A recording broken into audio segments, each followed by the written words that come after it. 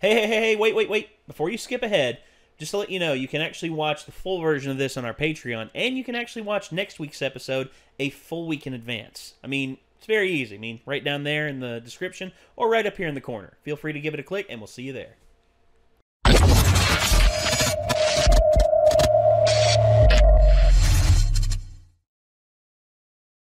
So, overall... Wrong Demon Slayer. Oh, shit. You're wrong Demon Slayer. Well, I'm less excited now. No, well... So, we've gotten a lot of... We put out a poll a while back of what show we should react to next. And I think it was after we... I forget what show we finished watching, but it was a very dead heat between two specific shows. The show that we eventually chose due to popularity, Avatar, and Demon Slayer. So here's the thing.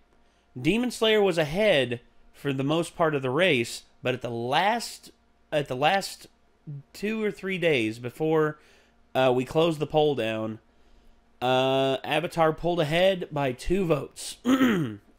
So Demon Slayer, we figured we'd put on the back burner until we were done with one of our series that we were reacting to. And the first series that we are going to be done reacting to is, in fact, Attack on Titan. Which, Attack on Titan, we enjoyed the hell out of it. Some dude literally got tired of arguing with me and spoiled something from the 4th season. Just so he could ruin it for Nick. Basically, yeah. Thankfully, Nick has spared me any details, which I'm happy about. That being said, though, Attack on Titan, we had fun with it, watching it, reacting to it and everything. Pointless commenters aside, we've also added The Witcher to our docket, which I'm very happy about.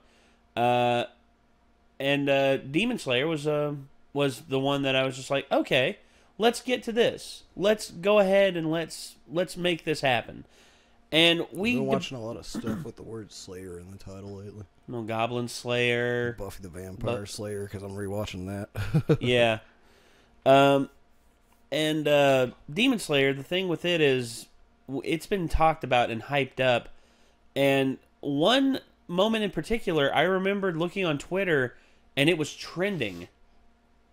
Demon Slayer was trending on Twitter, and I'm like, what the hell is this all about? And then I was like, you know what? I don't even want to know, because I don't want shit spoiled for me. So I took it upon myself to wait until the right time, and we decided that here and now, on Tuesdays, is now going to be Demon Slayer Day. And yeah, we we also had a little bit of a debate with ourselves about, should we go with the dub or should we go with the sub? So yeah, we elected to go with the dub. I'm sorry, I'm joking. We actually are going with the sub, because I read some reviews online. A lot of people were disappointed with the dub of certain characters. So I'm just like, okay, so I guess we're not gonna do the dub. We're gonna do the sub. And this anime is pretty much universally loved for multiple reasons. Bamboo. The bamboo chewing girl. She's very popular at conventions right now. So I guess we're going to have to see how this show plays out. I'm excited, kind of scared, but also excited. This is Demon Slayer, Kimetsu no Yaiba, and this is episode 1. Here we go. It's episode 1, Cruelty. Oh wait, I forgot. Hold the phone real quick. The subtitles not actually turned on. Not sure if subtitles on. Oh, they're automatic. If y'all can't see this on mobile, I'm sorry. Yeah.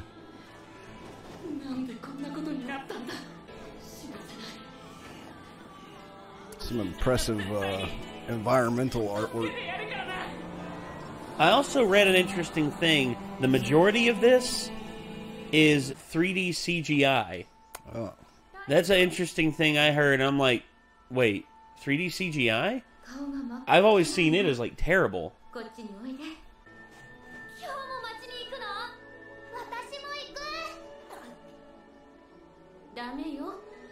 炭治郎みたいに早く歩けないでしょ。しげるもその代わりうまいもんいっぱい買ってくるから。本当？ああ花子も帰ったら本読んでやるからな。じゃあ行ってくれ。竹雄、できる範囲で構わないから少し気を切っといてくれ。そりゃやるけどさ、一緒にやると思ったのにさ。気をつけてね。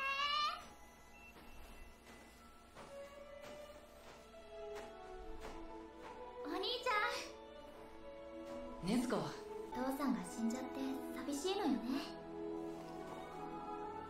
みんなお兄ちゃんにくっついて回るようになった。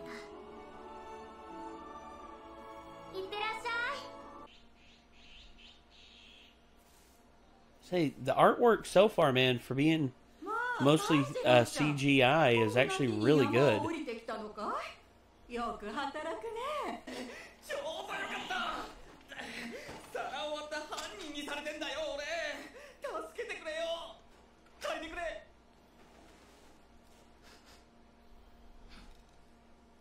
猫の匂いがする。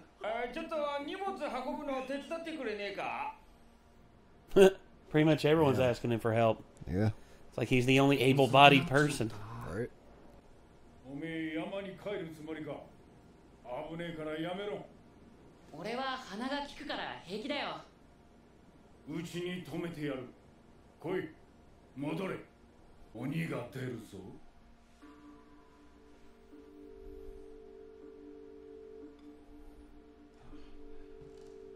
鬼ってどんなだ？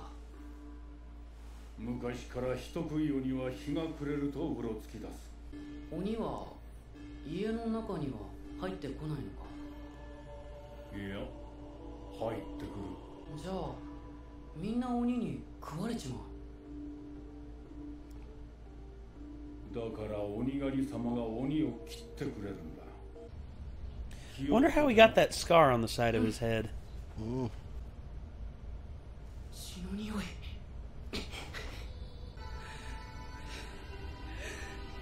Oh, man.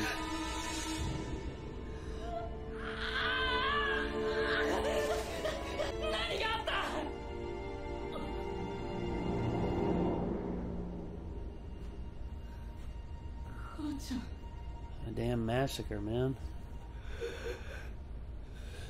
禰豆子だけはまだぬくもりがある。医者に見せれば助かるかもしれない。 See, these animations right there are really smooth. Because you see, like, digital or hand-drawn style, they often look pretty choppy when in the middle of action, unless you have a lot of in-between animators, but CG can sometimes make that easier by filling in those spots with autofill programs. But I think they even smoothed over the, like, autofill parts. I'm sorry to be pausing here, guys. It's just that those animations right there, him like sliding down the hill a little bit and him hopping over the log there, was so smooth. It almost looked real in a lot of ways. Like how the character moved was so realistic. I'm sorry to pause there. I really am. It's just damn.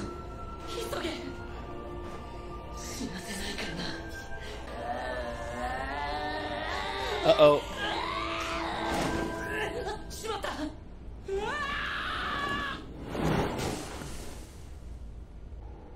There she is.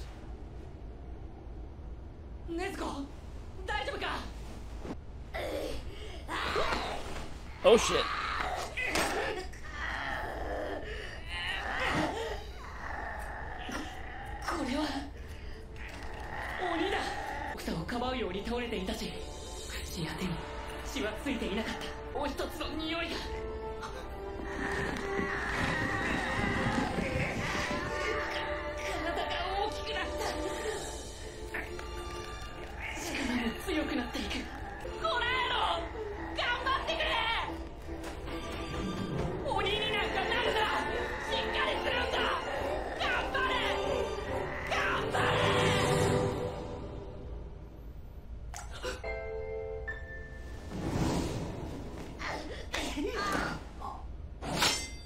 Ooh.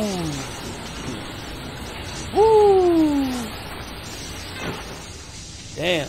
刀 Yep. なぜかばう妹だ俺の妹なんだ禰豆子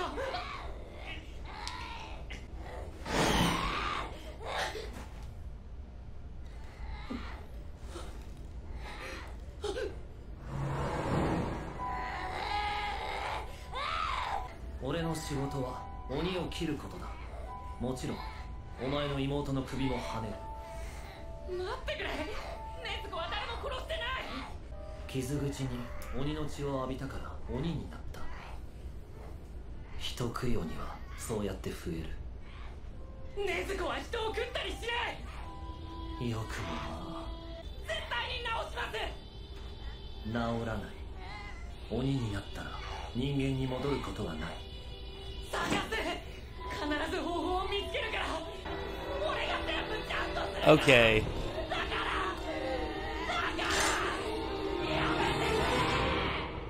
もうこれ以上俺から奪うの Fuck. Oh, it's obvious he's not going to. Yeah, I know. It's just. 他人に握らせるな惨めったらしくうずくまるのはやめろ握れない弱者が妹を治す敵を見つける Dude, he wasn't even there. 弱者には何の権利も選択肢もないなぜ斧を振らなかったなぜ俺に背中を見せたそのしくじりで妹を取られているお前ごと妹を口出しにしてもよかったんだぞ家族を殺され妹は鬼になり辛いだろう叫び出したいだろうわかるよしかし時を巻いて戻す術はない怒れ許せないという強く純粋な怒りは手足を動かすための揺るぎない原動力になる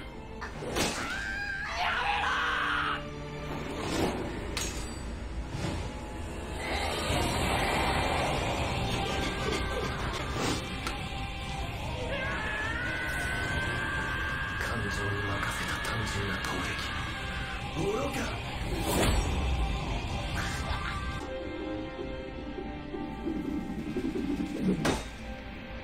What? Damn. For real? Oh, okay. Holy I thought hell. it smacked him right in the face. I thought so too. I'm like, oh shit. 石を投げ Ah, 振 okay. りかぶった体勢で手元を隠す俺に勝てないのが分かっていたからだ自分が切られた後で俺を倒そうとしたしまったカイ禰豆子は違うんだ There's still a part of her that 人を食った is り his する sister. 飢餓状態になっている鬼は親でも兄弟でも殺して食べるこの娘は怪我を負わされておりそれを治すために力を消費している鬼に変わる時もかなり体力を消費するはずだから間違いなく今は重度の飢餓状態守る動作俺に対する威嚇こいつらは Judy Chop. Night night. 禰豆子頼むわね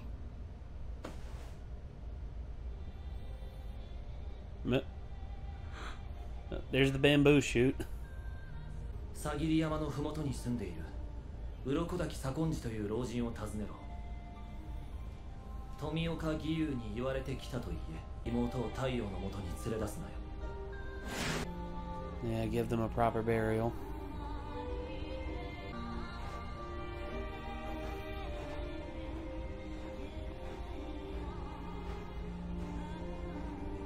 So, See, I got the general concept of this show told to me. oh yeah, By someone, so the first episode is kind of like, yeah, I kind of knew all that, except for, like, I hadn't really seen the Demon Slayer guy before, you know. So, like, I've seen, like, the main character and the sister, obviously. I'd seen artwork and But, I'd seen like previews. Yeah, I've not seen with that guy them. before, and I didn't know, like, exactly how... Like, I knew, like, kind of what was going to happen, just not exactly how it went down, you know? Yeah, I didn't know he had his whole family, like, fucking slaughtered either. Like, Jesus. so that's That's a hard thing to really. rough.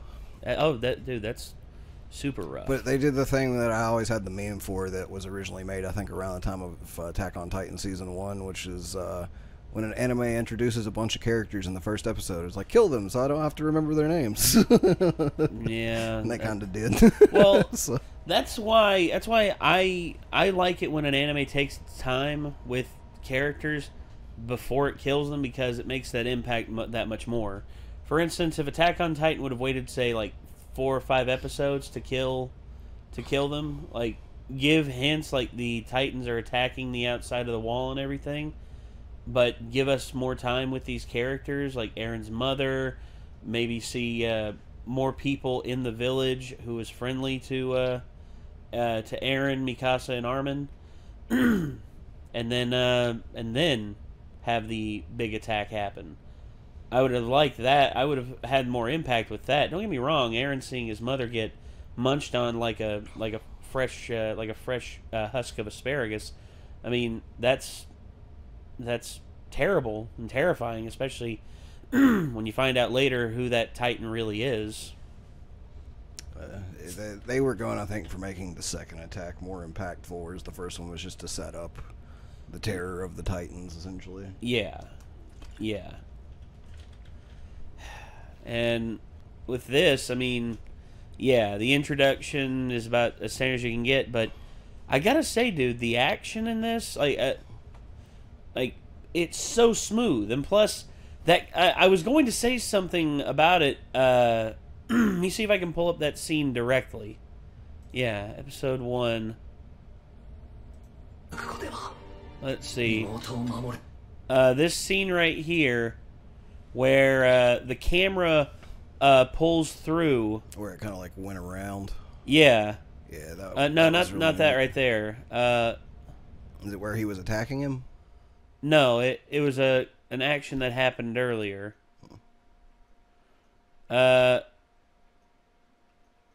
Yeah, right here. I think. Oh yeah. This right here, I heard people tell me that this is only possible in a CG environment, because the environment you're seeing right now is mostly CG. And the only way that this shot right here is possible, right here, the pullback and then the turnaround right here, is only possible in a CG environment. You see, I would say that's not entirely true. No, I would just say it's very, very difficult to hand draw that. It's very difficult to hand draw it, but here's the difference with hand drawn. Hand drawn, you can only handle the image in the 3D space one frame at a time. Whereas this, you can literally create cameras anywhere you want to in the said scene, and you can move it anywhere you want to, just like that. And it's only possible to do that as smooth as this in CG, because hand-drawn or even digital drawn would be not only extremely difficult, in some ways impossible.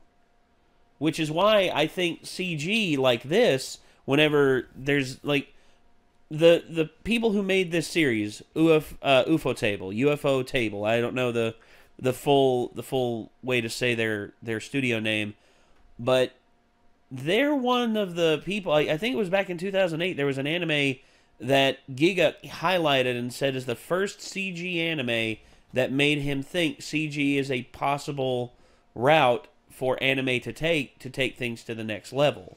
Now, well, see, like I feel like video games have already proven that anime art can be done in CG easily. Yeah, but the thing like is, that's shit. something that's built from the ground up to be a video game. Whereas, but whereas this, I don't see why you couldn't just have everything textured with anime style graphics and 3ds Max and shit, and move the cameras around. It's just the budget for a game like Persona 5 is much bigger than a budget for an anime from like Studio Bones or something like that. But I think the weird thing about it is probably the lighting, because like I could easily make this guy in a 3D model and give him the textures and colors that are on him, but the way the lighting works is more realistic in a 3D engine like 3ds Max or whatever. Yeah. And the way the lighting is always done in anime and how it's done here, is more in a flat shaded style. And so, like, those shadows and shit wouldn't look the same on him, like, rendering it out just straight from a 3D engine as they do right now. And so they probably would have to, like, tweak the way the lighting system and everything works to get that shit to look like they have it here. Because this still looks very much like, hand-drawn anime, but you can tell, like, they had to use those kind of tools to get the shots that they got. Well, yeah, and also... So it's like lighting and stuff like that would be a problem with getting it to look like hand-drawn anime while it's still being... The thing is, what we have here with lighting is the sky. The sky is the light in this scene. And... it's pretty much the sky right now is a gigantic light box, or hot box as they call it. And what that means is that there's a big light permeating down, which is the sun, but there's a bunch of diffusers keeping it from the surface, keeping the natural light from hitting the surface of the planet, or the point of shooting what they're doing here. And those diffusers are the clouds. The clouds, though light does permeate through during daytime, it's not full exposed light. It's not fully exposed light. It's not, for instance, the lights that are up above us right now are on at full blast, and they're 5K watt. They're 5K light in terms of white balance. They're 5K bulbs. Whereas these sitting in front of us, we've actually tuned down to about 3200 Kelvin, which is what you want for like a universal palette in terms of lighting. And the camera right now, which you're seeing we're in a lot higher quality now, but the light is lower. The reason for that is because this camera has a much bigger sensor, which allows for a much higher quality image. However, in order for the image to maintain its quality, you have to adjust the shutter. And when you adjust the shutter down too much to get a sharper image, it doesn't take in as much light. Here's an example for you, too, of what I'm talking about. And if you want to put this on the video, you can. But, like, so this still looks like an anime. Right? Yeah. This is obviously a game made in the style of anime artwork, but when you look at it, because it's 3D, you can see that 3D depth and everything to it, which is Astral Chain. Yeah. And so that doesn't still look like it's drawn like an anime, and there's a difference there. And, like, I can't exactly explain it with words, but, when you make it in a 3D engine, this is usually what you're going to end up with. And to get it to still look like this while being made in a 3D engine would take a different technique that I wouldn't even know how to actually explain. Well, that's my thinking on it too. I have no idea how even Persona 5, UFO like table. you can still see like more of a 3-dimensional aspect to it than you can with this. Yeah, this looks like even though 2D. Persona 5 is a little more closer to being like this. But. This does look more like a 2D animation style. I get what you're saying, and I agree with that. By the way, for me going all light nerd and everything, that's just for me. Pretty much studying everything that Jacob is saying about lighting and how cameras operate and everything. I did a little bit of camera operating stuff back in the day, but nothing as intricate as what Jacob does. Jacob was explaining something to me last night, and he was using a bunch of words, and I was just kind of like, okay, yeah. Mm-hmm. I was like, I don't know what any of that shit means. That's how I was originally as well, and then I looked up some of the words that he said, and I'm like, diffusing, okay. So diffusing means you are adding layers, semi-permeable layers of white to the box to make the light, to make the shadows less sharp. Because right behind me, you see the shadow of this arm. The shadow of this arm, if we did not have the diffuser... He was actually talking about diffusing these lights because these lights are blinding if you accidentally look at them. Yeah. So also, that's the thing, too, is like, we probably should have said that at the beginning. We've got comments about this being too dark of a setup, but we got to get Jacob back down here to work on it because he's professionalized this lighting and camera setup. And plus, we're also adapting because we're using a camera right now which is better than the one we've had, but it's not the final one that we're going to be using down here. The final one is probably going to be my Canon T4i DSLR, which is right behind it right now, and I've looked at the image, and the image is sharp, because it pretty much has a 20 megapixel sensor, whereas the one we're on right now has only, I think, a 12 megapixel sensor, which is pretty good. But the more megapixels that you can have on screen, the sharper your image can be. And the T4i it's actually possible for it to do 4K. And the one we're on, the max it can do is 1080i, which is great, or 1080p rather. It's able to do 1080p. My mistake. But also you can see our animation, our movements are a lot smoother than they are on the webcam we were using. Yeah, for instance, when we move our hands like this, they're not very wavy. And oh god, it's getting away from it. Yeah, there's no. Hey, stop it. There's no after image as much whenever we're moving our hands around. You can still see for instance, you can still see the black couch behind me very clearly as my fingers are split apart. Whereas when we had it before, it was almost like my fingers were together all the time, and you couldn't see the couch or anything behind my fingers. That was something Jacob also pointed out to me. And I think it's great that we actually have someone who knows what the hell is up when it comes to cameras and lighting and everything. And we might be dark and shadowy right now, but we'll get it fixed. Eventually, despite us looking dark and shadowy, there's a big ass rectangle right here that if I look at it, it puts a rectangle on my vision for the next 10 seconds because it's so bright. Which is why we're going to be moving it up here, more out of the way of the viewpoint, because right now it's right there. It's right in my peripheral vision. Yeah, which we're probably going to be moving it right there, which is going to be up and further out of our peripheral. Yeah. This one over here doesn't bother me as much. Yeah, that one's not as bad because it's actually behind the couch, but also that's probably not really doing anything over there for us either. Well, actually it is. It's actually providing a backlight back here to provide a depth of field for the wall behind us. Because you see, that's how you're able to bring true focus in on a scene, is you light literally everything up to where you are aware of where it's at in the 3D space, so that way it doesn't look like we're molding into the wall with the focus. Yeah. Which you see, I never thought about this stuff before, but I think about it more now because of Jake and all the stuff he's brought to the table. I think it's freaking amazing. Yeah. All right, but so far, so good with this series. I loved this episode. It was very beautiful. It was told a very simple but a very honest story, and we were also introduced to the concept of the Demon Slayers, and introduced to this one character here who spared the main character and his sister. And I am honestly just happy that we're able to watch this, man, because I feel like this could be something amazing if we continue it. Hopefully so.